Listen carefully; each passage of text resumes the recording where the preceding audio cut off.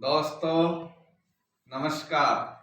मैं ज्योतिषाचार्य अनिल कुमार शर्मा परमपिता परमेश्वर की कृपा से आज आपको अवगत कराऊंगा कि जनेऊ संस्कार जो होता है, उपनयन संस्कार होता है, वो ब्राह्मण, क्षत्रिय, वैश्य इन तीनों वर्णों के लिए किया जाता है। तो ब्राह्मण बच्चों के लिए 5 वर्ष की आयु निर्धारित की गई है, क्षत्रिय के बच्चे के लिए 6 वर्ष की आयु निर्धारित की गई है तथा वैश्य के बच्चे के लिए 8 वर्ष की आयु निर्धारित की गई है। लेकिन किसी कारण से यदि ये आयु निकल जाए तो 16 वर्ष से 24 वर्ष के मध्य इस संस्कार को कर देना चाहिए। दोस्तों, अब देखने में प्राय आ रहा है कि केवल मात्र ब्राह्मण वर्ण है वो ही इस संस्कार को करवाता है, और वो भी इस बात का इंतजार करता है कि 16 से 24 वर्ष के मध्य बच्चे की शादी होगी तो उससे पूर्व ही कर लिया जाएगा, और वो उसी समय करते हैं। तो इसको हो सके तो 5 वर्ष का बालक होते ही करवाना चाहिए। जो जनेऊ संस्कार है ये ब्राह्मण को द्विज की उपाधि देती है। द्विज भी ब्राह्मण को कहते हैं। द्विज मानी दूसरा जन्म। एक तो माँ के गर्भ से बच्चा जन्म लेता है और दूसरा जन्म जनेऊ धारण करने पर उसका माना जाता है, जो गुरु उसको दीक्षा देता है। तो दोस्तों, जनेऊ धारण करने के बहुत से नियम होते हैं, जैसे आपो शमन करना चाहिए। उपनयन पद्धति जो पुस्तक है उसमें एक शब्द आता है आपो शमन। अब आप नहीं समझ पा रहे हैं कि आपो शमन क्या होता है। आपो शमन एक ऐसी क्रिया होती है कि स्वयं भोजन करने से पूर्व जो भोजन हमें खाने के लिए मिला है उस भोजन का हिस्सा दूसरे के लिए जरूर निकालना है और फिर कुछ जल लेकर के अपनी थाली के चारों तरफ फेरना है। आप देखते होंगे कि ब्राह्मण जब भी किसी के घर भोजन करने जाते हैं तो वो अपने परोसे गए भोजन में से कुछ हिस्सा जरूर निकालते हैं और फिर थाली के चारों तरफ पानी को फेरते हैं, फिर भोजन प्रारंभ करते हैं। तो ये क्रिया केवल मात्र वही ब्राह्मण जानते हैं जो जनेऊ को धारण करते हैं। जो जनेऊ को धारण नहीं करते हैं उन्होंने कभी सीखा ही नहीं जनेऊ के नियम क्या क्या है।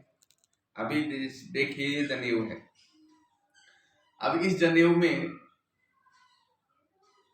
ये खोल के दिखा रहा हूं मैं आपको, ये देखिए, इसमें दो जनेऊ होती हैं। एक जनेऊ में 2 होती हैं। गृहस्थ जीवन में एक पति की और एक पत्नी की होती है। इसमें 2 जनेऊ पहनता है कोई भी गृहस्थी। ब्रह्मचारी एक पहनता है। तो यह है जनेऊ। अब इस जनेऊ का नियम है कि यदि सूतक और पातक लग जाए तो सूतक और पातक में हम इस जनेऊ को बदलते हैं। जो भी जनेऊ हमने धारण कर रखी है, जैसे मैं आपको धारण करके दिखा रहा हूं, सर्वप्रथम इसको गले में पहना जाता है और फिर इसमें से हाथ को यूं निकाल लिया जाता है, तो ये जनेऊ हो गई। अब इस जनेऊ में 3 धागे होते हैं। तो ब्रह्मा विष्णु महेश सृष्टि के कर्ता जो तीनों हैं उनके प्रतीक हैं। 3 जो ऋण है, पितृ ऋण, देव ऋण, ऋषि ऋण, उनके प्रतीक हैं। तो इस प्रकार से ये जो जनेऊ है इसको मलमूत्र का त्याग करते समय हम इसके दाहिने कान में अंटी लगाते हैं। तो ये दाहिने कान में अंटी लगाने का मतलब होता है कि जब हम इसकी यूं अंटी लगाएंगे तो ये नाभि प्रदेश से ऊंची हो जाएगी, और नाभि प्रदेश से ऊंची ही रखनी चाहिए हमको मलमूत्र का त्याग करते समय जनेऊ को।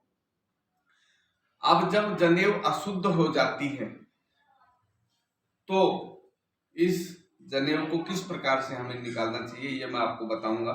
लेकिन उससे पूर्व मैं आपको बताना चाहूंगा कि जो हम ये जनेऊ पहनते हैं, इस जनेऊ में कुछ नियम होते हैं। तो सर्वप्रथम तो मैंने नियम बताया कि जनेऊ धारण करने वाले व्यक्ति को आपो शमन की क्रिया करनी चाहिए, अर्थात भोजन का कुछ हिस्सा परोपकार के लिए भोजन खाने से पहले ही निकाल देना चाहिए। दूसरा नियम है कि भोजन कर रहे थाली में भी कुछ हिस्सा पशु पक्षियों के लिए अवश्य छोड़ना चाहिए, कुत्ते के लिए उसमें हिस्सा छोड़ना चाहिए। दूसरा नियम है कि जो जनेऊ को धारण करता है वो कभी भी झूठ नहीं बोलेगा। तीसरा नियम है कि जो जनेऊ को धारण करता है वो व्यक्ति कभी भी उगते हुए सूर्य और छिपते हुए सूर्य को नहीं देखेगा। अगला नियम है कि कोई भी जो जनेऊ को धारण करता है वो ऊंची नीची ऊबड़ खाबड़ धरती पर नहीं चलेगा। अगला नियम है कि पेड़ों के ऊपर नहीं चढ़ेगा। जो जनेऊ को धारण करता है वो व्यक्ति मांस और मदिरा का प्रयोग नहीं करेगा, शाकाहारी ही रहेगा। तो इस प्रकार से अनेक ऐसे नियम हैं जो जनेऊ संस्कार में हमें पालन करने होते हैं। अब मैं आपको बता रहा हूं कि जनेऊ तो धारण कर ली, लेकिन किसी कारण से अपने परिवार में सूतक लग गया है या फिर पातक लग गया है। सूतक क्या होता है कि परिवार में जब भी कोई नया बच्चा जन्म लेता है तो उसका सूतक होता है। और पातक क्या होता है? पातक होता है जब हमारे व्यक्ति कोई मर जाता है तो उसका पातक लगता है। तो ये सूतक और पातक होता है। तो इस प्रकार से सूतक और पातक में हमारी जनेऊ अपवित्र हो जाती है। तो इस प्रकार से हमें सूतक और पातक के बाद में स्नान करके जनेऊ को बदलना चाहिए। अब ये जो जनेऊ है फिर मैं दिखा रहा हूं आपको कि इसमें से सर्वप्रथम अपने हाथ को निकालना चाहिए। अब गले में ये माला की तरह बच गई है, देखिए। तो अब ये माला की तरह आप देख रहे हैं। तो इसको निकालने के लिए क्या है, एक नियम है कि ऐसे अपन नहीं निकाल सकते कि यूं निकाल दी, नहीं, नीचे भी नहीं निकाल सकते। तो इसको निकालने के लिए क्या नियम है, देखिए कि अपन इस एक लड़ी को ऐसे खींच लेंगे। देखिए अच्छी तरह देखिए, ये खींच लिया। दूसरी बार इसको दूसरा राउंड दिया और इसमें अंगूठा फंसा के रखिएगा। अब अंगूठा फंसाने के बाद में इसको अपने वापस डालिए और इसको ऐसे खींचिए और फिर गायत्री मंत्र का उच्चारण करते हुए अंगूठे को छोड़ दीजिए, जनेऊ बाहर आ जाएगी। ये देखिए, ये बाहर आ गई। तो इस प्रकार से मैं पुनः आपको दिखाना चाहूंगा कि जनेऊ का किस प्रकार से, जैसे जनेऊ हमने ये पहन रखी है, बाएं कंधे से दाहिनी ओर नीचे की ओर होती है। अब इसको सर्वप्रथम यूं हाथ निकाला जाता है। अब ये माला के रूप में हो गई है। माला के रूप में आने के बाद इसमें देखिए एक राउंड, एक और फिर दूसरा, और फिर इसके बाद में हमें अंगूठा लगाना पड़ता है। अंगूठे के बाद में हम इसको यूं डालेंगे और फिर गायत्री मंत्र का उच्चारण करेंगे और उच्चारण करते हुए इसका ऐसे त्याग कर देंगे, ये गले में से निकल गई। तो इस प्रकार से हमें जनेऊ को अपने शरीर से त्यागना चाहिए।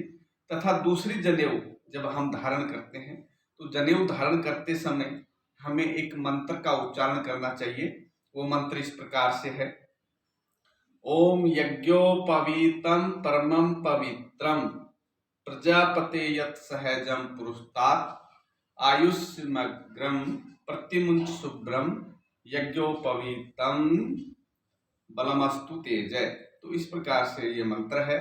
इस मंत्र को बोल करके हमें इसको धारण करना चाहिए। जैसे मंत्र में ही कई अक्षर आए हैं कि यज्ञोपवीतं परमं पवित्रम, ये जो यज्ञोपवीत है ये परम पवित्र है, इससे पवित्र धरती पे कुछ भी नहीं है।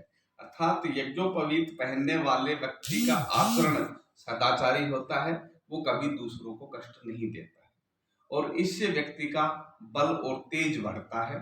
तो इस प्रकार से दोस्तों ये छोटी सी जानकारी मैंने आपके लिए दी है। अच्छी लगी हो तो वीडियो को लाइक करें, सब्सक्राइब करें, दोस्तों को शेयर करें। धन्यवाद।